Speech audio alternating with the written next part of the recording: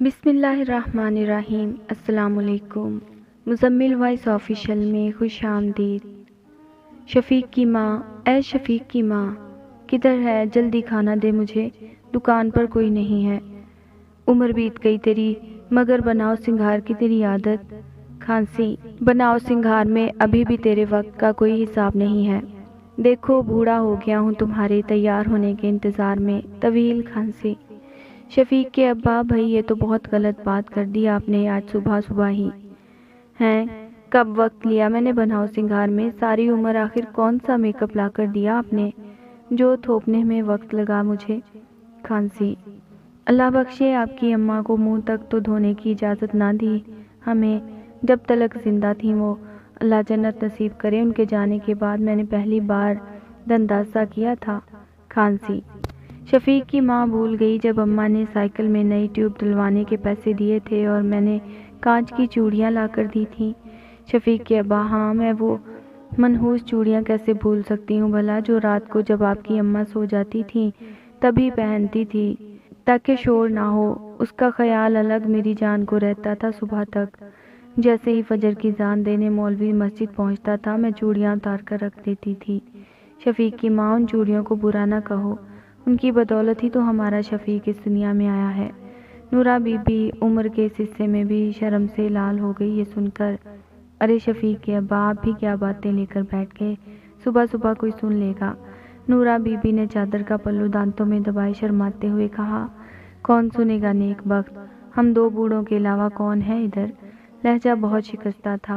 Noora be be کی بوڑھی آنکھوں میں پانی بھر آیا تھا یہ سن کر۔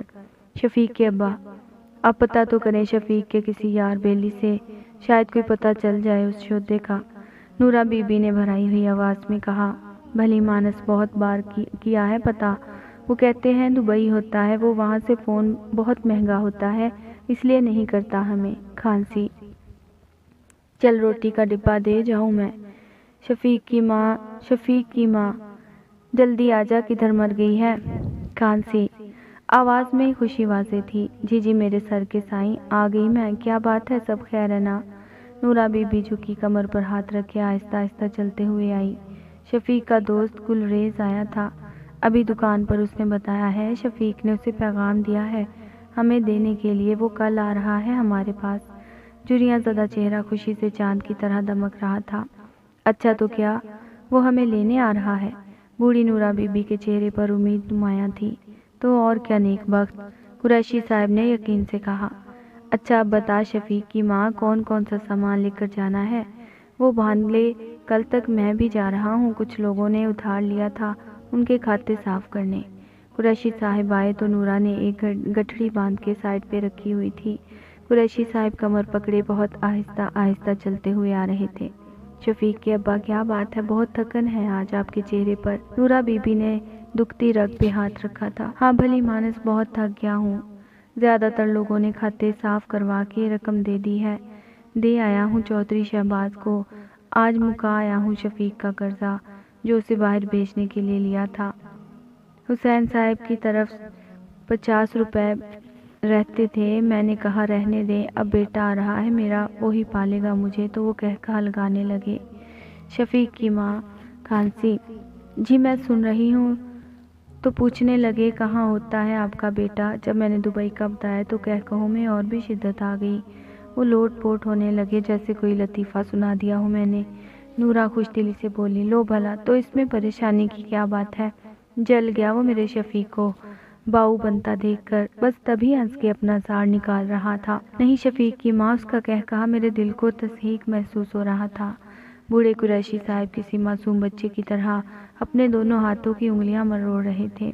وہ پورے بیٹھے بھی نہیں تھے، آدھا سر چارپائی پر اٹک کر بیٹھ گئے تھے، جیسے اکثر بچے پریشانی میں کرتے ہیں، آدھے نیچے آدھے اوپر۔ اچھا دکان کا کیا سوچا، کون دیکھے گا اسے؟ نورہ بی بی نے بات بدلنے کی صحیح کی تھی، یہ چابی رکھ لو، شفیق آتا ہے تو وہ جس کو کہے گا دے دیں گے، سامان زیادہ نہیں ہے مگر دکان کی مالیت تو ہے۔ نورہ بی بی نے آٹے کے ڈرم کے اوپر موجود کپڑے کے نیچے چابی کو سنبھال کر رکھ دیا۔ شفیق کی ماں، یہ گھر تو بہت یاد آئے گا ہمیں، ادھر ہمارے شفیق کا بچپن گزرا ہے۔ नूरा बीबी भी साथ ही चारपाई पर आकर बैठ गई। जी, मेरा शफीक इधर ही पैदा हुआ था। जब जा रहा था मुझे लगता था मैं एक लम्हा भी जी नहीं सकूंगी। नूरा बीबी बाकायदा रोने लगी थी। मगर आज देख लें, 5 साल गुजर गए उसे देखे हुए। लंबी खांसी। चल चुप कर जा नेक वक्त, अब तो आ रहा है ना हमारा बेटा हमें लेने। अब तो बस आराम से दोनों बैठकर खाएंगे, टांग पे टांग रखकर। कुरैशी साहब ने टांग पे टांग रखते हुए खुशी से कहा। नूरा बीबी भी किसी मासूम बच्चे की तरह फौरन आंसू पोंछ के हंसने लगी। जी शफीक के अब्बा, हम तो बस अब अपने पोते पोतियां खिलाएंगे। बस अब हम यही करने जोगे हैं। सच पूछें तो घर का काम नहीं होता मुझसे। अब जिस्म में ताकत नहीं रही, बदन में वर्म आ जाता है। सारी रात दर्द से सोया नहीं जाता। फजर हो जाती है। शफीक के अब्बा, कल कब तक आ जाएगा हमारा पुत्र? गुलरेज बता रहा था 10 बजे तक आ जाएगा। कुरैशी साहब ने दमकते चेहरे के साथ गर्मजोशी से जवाब दिया। दोनों देर तक शफीक का जिक्र बहाने बहाने से करते रहे और खुश होते रहे। दोपहर के 2 बजने को थे। शफीक का कोई अता पता नहीं था। दोनों बूढ़ा बूढ़ी किसी बच्चे की तरह बेचैन थे जो अपनी मनपसंद चीज़ मिलने के लिए खालिस नियत के साथ इंतज़ार करता है। दोनों घड़ी पास रखे हुए दरवाजे की तरफ मुसलसल देख रहे थे। नूरा बीबी ने सारे ताले भी लगा रखे थे, चाबी पल्लू के साथ बांध रखी थी। भूख का एहसास जागा तो दोनों ने जो रोटी रास्ते के लिए बांधी रखी थी वो ही निकाल ली और खाने लगे। मगर नजरें हनूज दरवाजे पर लगी थीं।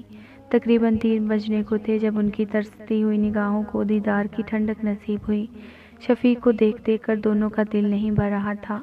नूरा बीबी का दिल कर रहा था गोश में छुपा ले, और कुरैशी साहिब के बूढ़े कंधे शफीक की सवारी बनने को बेकरार थे। नूरा बीबी ने किचन का ताला खोला, जहां फ़कत एक रोटी का मुट्ठी भर आटा था। उसने गूंद कर बेटे के लिए पराठा बनाया और अपने हाथ से खिलाने लगी। कुरैशी साहिब बेटे के सर पर मुसलसल हाथ फेर रहे थे। अभी शफीक ने बामुश्किल आधा पराठा ही खाया होगा जब शफीक का मोबाइल बजने लगा। अब्बा जी, अम्मा जी, आपकी बहू का फ़ोन है, शफीक ने शर्मिंदा शर्मिंदा सा कहा।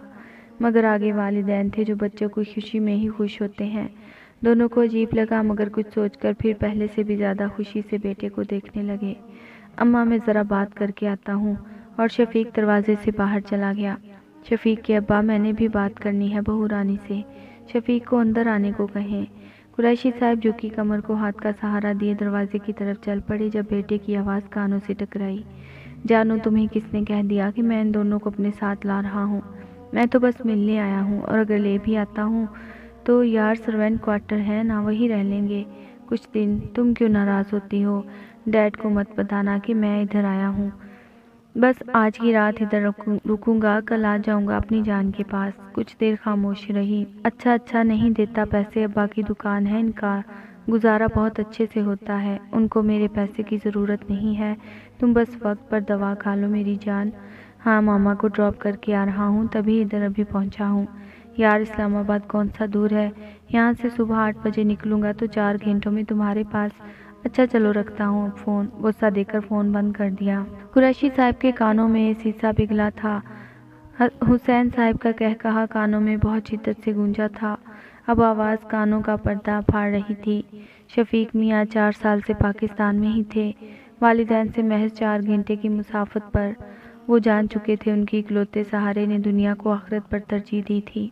वो बूढ़े वालिदैन की मोहब्बतों का सौदा करके खुद को भी बेच चुका था, एक अमीरजादी की दौलत के नशे में।